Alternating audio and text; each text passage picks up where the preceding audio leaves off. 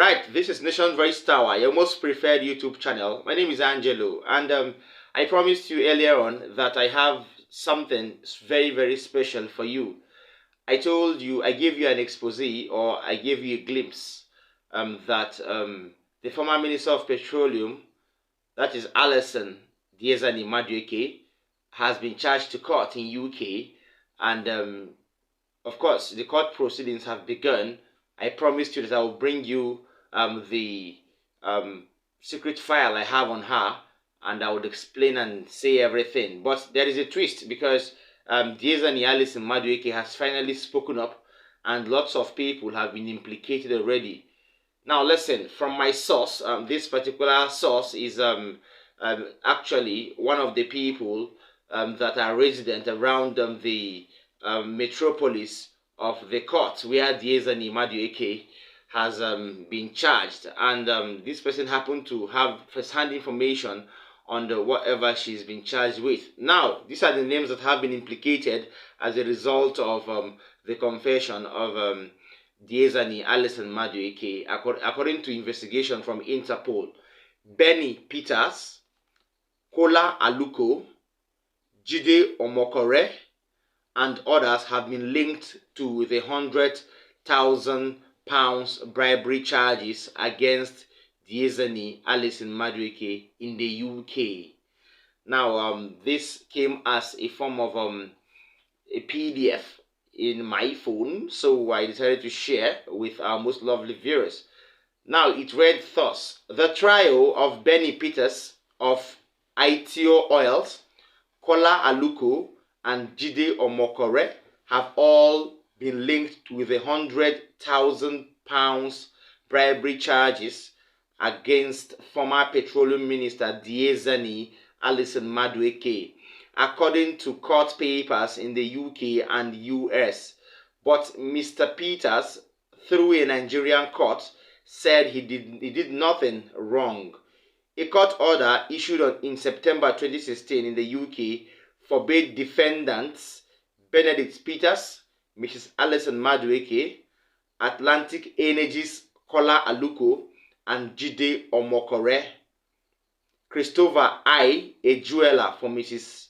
Madueke, and one Donald Amagbo, her cousin, from disposing of or dealing with the properties which are linked to the bribery. That means everything that pertains to that issue of bribery that involved these people, including Deziani Madueke. These people have been forbade from using any property that has been linked to the seizure of that money or the bribery allegation. The properties, 2 in Regent's Park and 1 in Buckinghamshire, were frozen under the Proceeds of Crime Act. According to court documents from 2011 to 2015, Nigerian businessman Kolawole Akani Aluko and Olajide Omokore conspired with others to pay bribes to Nigeria's former Minister for Petroleum Resources Deziani Madueke, who oversaw Nigeria's state-owned oil company. In return, Madueke used her influence to steer lucrative oil contracts to companies owned by Aluko and Omokore. Yes, that is the expose on Deziani Madueke. Now, when secret files come on government officials like this, you actually have to take your time, digest it, and then have the link, establish the link, and then before letting it out, if you want to let it out. Now, I want to draw your attention to a particular name on this list, talking about Kolawole Akani Aluko, also known as Kola Aluko. Now, I gave you an update many weeks ago about a particular property somewhere in the UK that was acquired by Sheyi Tinubu, the son of Bola Asiwaju Ahmed Tinubu. I also gave you an expose, and I exposed to you that that particular property acquired by Sheyi Tinubu through his company that shares the same shares or ownership with former Governor Adegboyega Oyetola, who is now a minister under the Asiwaju cabinet. I told you that house, according to sources, was a house that was asked to be forfeited from one Kola Akani Aluko, who is purportedly an oil or a convicted criminal involved in oil bunkering and oil company fraud. So as a result of his punishment, the Nigerian government asked Kola Aluko to forfeit that particular property in the UK alongside other properties. And then forward to lots of months later, the same property was acquired by Sheyi Tinubu's company that shares the same shares or the same ownership with former Governor Oyetola Adegboyega. Now, this particular exposition on Alison Madueke, or this secret information on Alison Madueke, has confirmed the fact that yes, that house indeed belonged to Kolawole Akani Aluko. It was forfeited. It was asked to be forfeited by a Nigerian court, under which Alison Deziani Madueke was the petroleum minister, and she served as the complainant, where the suspect, that is Kola Aluko, was convicted and asked to forfeit that particular infrastructural or that particular property. So Sheyi bought it, and we're wondering, a property that was supposed to be forfeited by a particular accused person or a convict according to a court order, then here is Sheyi Tinubu acquiring it. How does it happen? Is it how it's supposed to be done? And this particular building was said to have been the building where Bola Ahmed Tinubu has received Buhari, former President Muhammadu Buhari, and other big government officials as guests in the UK. That means there is something going on in the background. So this news has confirmed that indeed Kolawole Akani Aluko was linked to Deziani Alison Madueke and lots of shady dealings that she had with this man and other oil producing companies that laundered money through her office. That is that on that particular update. I have something else. Secondly, I would talk to Nigerians about this. People are not tired of telling Tinubu to go. Yes, people are not tired of telling him to leave office. People are not tired of telling him enough is enough. Every day I stumble on different street reactions that have Nigerians crying over lots of or a very high rate of hardship that has befallen them within the last few weeks of the new administration by Bola Tinubu and the Honorable or Senator Kashim Shettima. So let me allow you watch this video so you will hear the lamentations of Nigerians and how they feel right now. In fact, some of them prefer the military rule than any other thing. This particular vox pop or this particular street reaction is from far away, the southeast. Hear what they have to say. The thing they are doing is pure rubbish. In fact, Nigeria is run by lunatic. Make me take over. So military rule. Make me come over. I'm a Pia. So military rule. Yes. Because I think alone win. Make me come. Civilian government, they do what they We don't tire. Make them go. But you know, he said he has us in mind. He said he can see what we are passing. The man door in brain door off. No go fit. No carry anybody. Don't promise us palliative. All of them no one. Thought about us and he said Wait, cool down. Cool down. No one will walk. Make army come back. I need army. I need the. How this country go take the good? Yes. Yoruba go their own. Hausa go their own. These people go your own. Competition go there. Me and you. This is what they do now. You go they do them in a big way. I am telling you, in a big way. Go and fix the refinery. We don't need palliative. The way they are even talking about this palliative and the fuel subsidy and the refinery of Nigeria, it's like we cannot afford refinery in the country. It's like the refinery is no-go area because you can't hear the government even saying that this refinery is going to work. What they are saying is palliative, how we can this one, that one is everything they are doing is pure rubbish. In fact, Nigeria is run by lunatic. Give us your reaction, sir. A lot of Nigeria wants like military intervention. What happened in Nigeria should happen in Nigeria? Do you support? I support.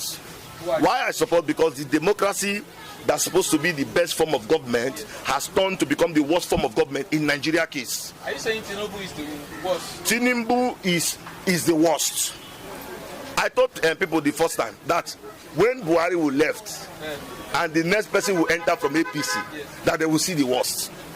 And we thought that in Buhari we have seen the worst. But in this Tinubu now, we have seen what is more than the worst. So I'm just praying and hoping that Nigeria should wake up and took the destiny by their own hands. So there should be a revolution. The youth, military should take over. What we are waiting for is this tribunal judgment, which they are aware of. All eyes on tribunal. All eyes on there too, because the tribunal judgment will determine if this Nigeria will continue democracy or not. What's your reaction on Nigeria, ECOWAS, and Nigeria as Tinubu the chairman of ECOWAS? Tinubu is the chairman of slavery. He's the chairman of chief slave. You see people fighting for freedom, and you want to go and restore constitutional order. Eh? If you say those people enter through coup, you yourself, you did political coup. You plan with the INEC chairman, and you were announced against the wish of the people. Yeah. So Tinubu is not a Democrat. So he cannot stand that he wants democracy to continue in Niger. People that are fighting for their freedom. And you yourself, you want to go and fight. In whose interest? In the interest of France and US. It won't work. Because the Nigerian soldiers, they are not willing to die. And they are people's father. You can't just load them. Except Sheikh Tinubu will be in front. Then we will go, including myself. Sheikh Tinubu, his own son, will come. Go and fight the war. And we'll go and fight the war together. So they should stop sending the Nigerian military to go and die for on no. Nigerian military on no account should go to that war. Because the war is useless. We are going there to fight to restore constitutional order on the benefit of Nigeria or Niger. If you say democracy is the best form of government and you see the people of Niger are happy with what has happened, you should allow the people to choose their leader. If they say they want military to rule them, allow them, since it's democracy. So is that, don't you? Okay, you've watched the video. Those people are very, very bitter, all right? Anytime I stumble on files like this, I feel like I should share them with you, our most lovely viewers, so that you would have that glimpse, or you have an idea of what Nigerians back at home are facing, okay? So if you are not at home, if you are in diaspora, you will use this video and know what these people are looking at, or the problems they are facing, because the hike in fuel pump price and the removal of fuel subsidy with no corresponding palliative for the people is serving to be more of hardship than a solution that is supposed to be. So let us see where all this will take us, depending on when the judiciary or the judges in the petitions tribunal will give their ruling. Finally, I have a particular former retired Brigadier General, Sani Usman, who is the former director of the Army Public Relations. He has come out to bemoan the number of officers or personnel in the Nigerian Army. He has thereby called on youths, lots of them should be allowed to join the Nigerian Army, not just to serve as a form of employment for these youths, but to serve as a passionate form of service for their country, and to increase the workforce of the security agencies and outfits of this country. This is a very, very good move by the former retired Brigadier General. I hope the country implements this. Watch the video where he had the plea publicly. Well, I have just mention of them. I talked about the number, the human resources, of the armed forces of Nigeria is grossly inadequate, given the security challenge. So we're talking about recruitment now. Exactly. But the officer corps and the lower, cadre. Then, most importantly, even though there was massive, procurement by the previous government, but the dynamism of the security challenges because of wears and tears and all the rest, and so equipping the security, the armed forces is equally very important. More so, there are some of them, they have even gone out of their way. Locally, they have started fabricating and producing certain things. Take for instance the Nigerian Navy. So these are things that we should prioritize. And also, the relationship, the military-industrial complex, so that we can be self-reliant. I know, there are so many researches and all the rest. So it is important that we should prioritize so that it can reduce reduce, the cumbersome, bureaucratic process of, purchase of other equipment and what have you. But most importantly, like I said, to a large extent, the security challenges, they require much information and intelligence to deal with. And it is not always that you rely on human intelligence. You need modern equipment that can do a lot of job. Not only that, they could also be carrying out targeted operations. So we need more of this. And where there is none, we should even make effort to procure. It is not just at the operational and tactical level.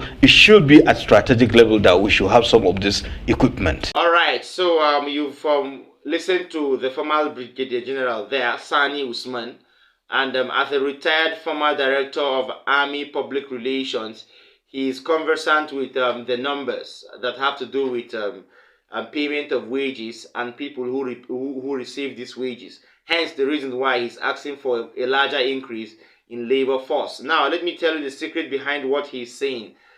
This retired soldier man doesn't want to speak up, but the truth is, he's trying to speak out at the aspect of the invasion of Niger Republic. Why will you invade Niger Republic when you are understaffed, or when the personnel in the Nigerian army is actually below par? So he feels that more boys should be recruited in the army so as to defend not just the country, but to stand for Africa anytime they are called upon. Please like our videos, share them. Don't forget to drop a comment for us in the comment section. If you're watching me for the first time, please tap the subscribe button, and then also remember to tap the notification bell so that anytime I drop a content, you will share it with me immediately. Finally, watch till the end, and then make sure you call your family members to watch this. Call your friends and well-wishers, because that is the reason why we will go viral if they happen to share all these videos to any social media platforms they belong to. Thank you so much. See you next time. Bye.